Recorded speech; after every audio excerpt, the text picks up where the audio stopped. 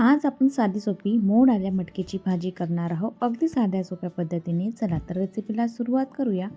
त्यासाठी मी एक कढई घेतलेली आहे, त्यामध्ये एक पडी तेल घातलेलं आहे, पाव चम्मच त्यामध्ये मोहरी घातलेली आहे, अर्धा चम्मच त्यामध्ये जिरं घातलेले आहे आणि एक छोटासा कांदा घेतलेला आहे कट करून, तो घातलेला आहे।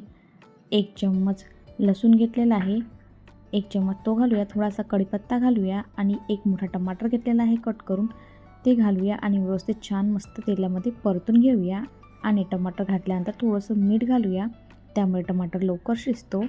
बघा आता छान मस्त टमाटर गलेपर्यंत छान परतून घेऊया। टमाटर छान शिजल्यानंतर धनिया पावडर घातला 1 चम्मच, अर्धा चम्मच हळद घातलेली आहे, 1 चम्मच लाल तिखट घातलेला आहे आणि अर्धा चम्मच गरम मसाला घातलेला आहे आणि थोडासा कोथिंबीर घातलेला आहे। कोथिंबीर छान मसाल्यामध्ये आता फ्राय करून घेऊया, त्याने भाजी छान होते।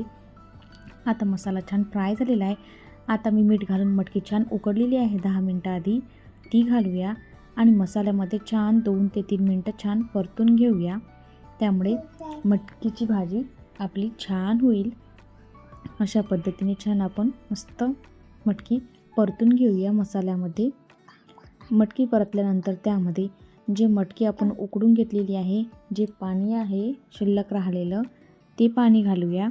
पाणी आवश्यकतेनुसार थोडंसं घालूया, कारण की मटकी आपण उकडून घेतलेली आहे। बघा थोडंसं पाणी घालूया की गॅस आपण बंद करूया। बघा छान भाजी लवकरच आपली शिजलेली आहे। मटकीची भाजी तयार आहे। रेसिपी आवडली असेल तर लाईक आणि सबस्क्राईब करायला विसरू नका। एकदा रेसिपी ट्राय करा आणि कमेंटद्वारे कळवा। थँक्यू।